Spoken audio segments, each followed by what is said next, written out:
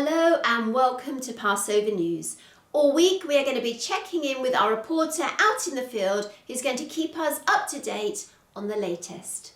Emma, over to you. Thank you. Yes, well, I am here in Jerusalem where thousands from the Jewish community have gathered to start the celebrations of Passover. And something quite amazing happened just earlier on today. Can you remember the man that everyone has been talking about? Oh, do you mean the one that tells amazing stories and does amazing things? Miracles? Has he shown up again? Yes, exactly, that's the one. Well, earlier on today, he came riding into Jerusalem on a donkey. The crowd went absolutely wild. They were cheering and shouting Hosanna. Some of them spread their cloaks along the ground as he was entering, and some went and cut branches off trees to wave them as he came by. It was a spectacular sight to see. But don't just take my word for it. I'm joined here with another eyewitness who saw everything as Jesus rode in triumphantly on the donkey. So, Mr. Pharisee, why don't you come and tell us about that wonderful entry that he made? Huh? Triumphant? We told him that to stop telling everyone and to stop shouting, to stop cheering. Only God gets cheered like that. Who is treated that way? And do you know what he answered me? Do you know what he said? Do you know what they said? If he keeps quiet, even the stones will shout out. I mean, what does that mean anyway? Do you tell me, what does that mean? Okay, I don't know. Let's leave it there and back to you in the studio. Thank you for that, Emma. I wonder, what does that mean? Tune in again next time. Goodbye for now.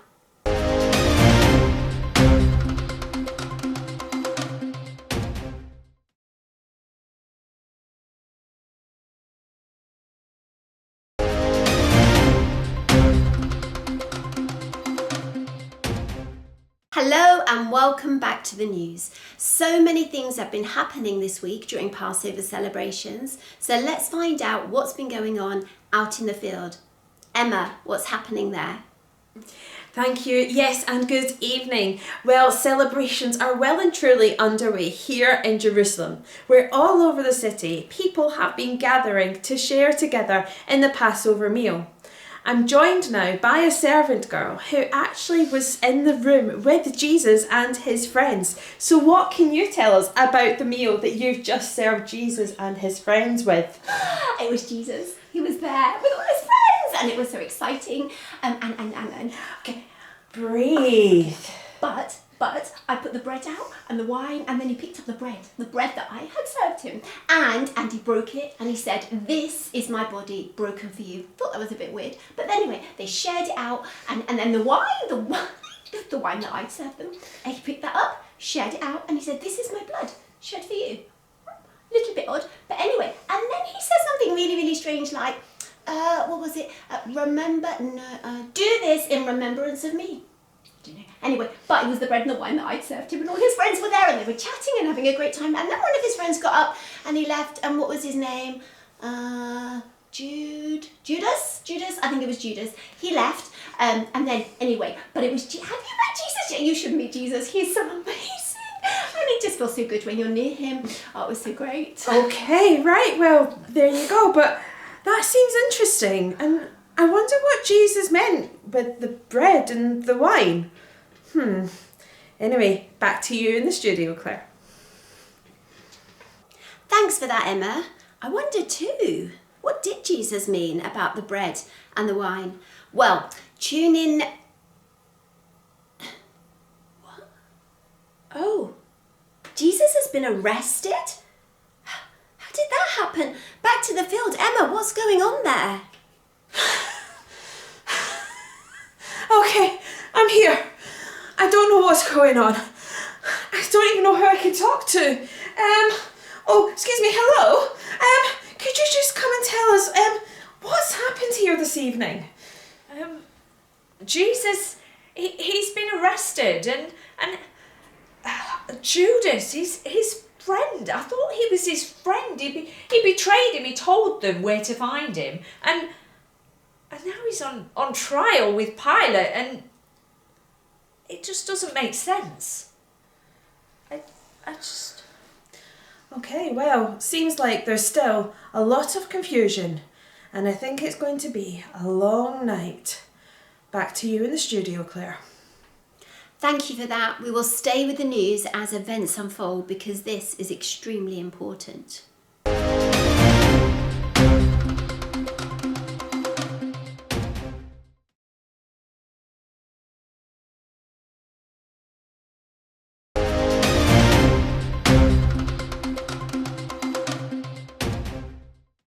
Let's go back to our reporter in the field and see if there are any new developments. Emma, are you there? Emma, wake up! You're live! I'm sorry, where am I? Sorry, I need some coffee to help me stay awake. But it's not been invented yet, so let's do this. I am here with Pilate. Now, Pilate, you've been with Jesus all evening. He's been on trial, even though he's not done anything wrong. And you actually had an opportunity to let him go, but instead you let an actual criminal go. Why? I wanted to, but the crowds wouldn't let me. I had no choice. But what do you mean the crowds wouldn't let you? Why didn't you just go with what you believed in? Oh, you just don't understand. You'd have done exactly the same. Well, that's me told. I'm sorry to report that Pilate sentenced Jesus to death.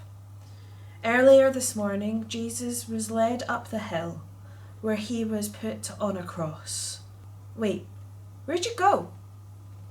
Why has it gone dark? I am very sorry to report that it was confirmed just a short while ago that Jesus has died. I'm joined now by a soldier who was with Jesus in his final moments. Is there anything you can tell us about what he said? Yes. Before he died, he shouted, "It is finished." It seemed like the weight of the whole world was upon his shoulders.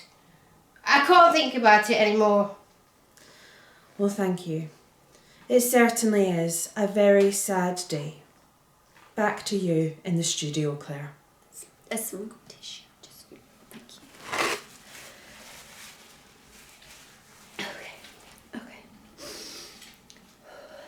As Passover celebrations come to an end, we will be joining you one more time to share the highlights of the week.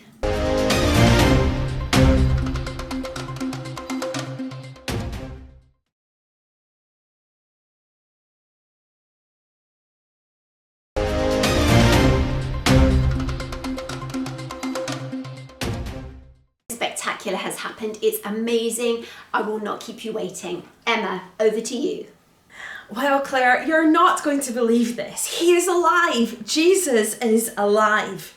Friday was the saddest day that I have ever known, and today most definitely has to be the happiest with this news. Earlier this morning, a few of Jesus' friends went to go and cover his body with perfume. And as they went towards the tomb, they saw that the great big stone that had been placed in front of it had been rolled away. And when they entered the tomb, Jesus' body was gone. When I tried to speak to one of the friends earlier, she was so excited that I could barely get a chance to speak to her. All she said was, "He is alive, he is alive," as she went running to tell Jesus' other friends. What an incredible day this is. I am Emma, reporting live from Jerusalem for Passover News. This is amazing. How can it be? I wonder, is this what Jesus meant when he said about his body and his blood? Because of what Jesus has just done in dying on the cross, all of the wrong things that we've ever thought or said or done have been forgiven. They've just gone. How kind is God? Well, it certainly has been a really eventful week here on Passover News. and we've got so much to think about. But before we go, let me pray for you. Father God, we thank you so much for Easter. Thank you for sending Jesus to die on the cross so that our sins can be forgiven.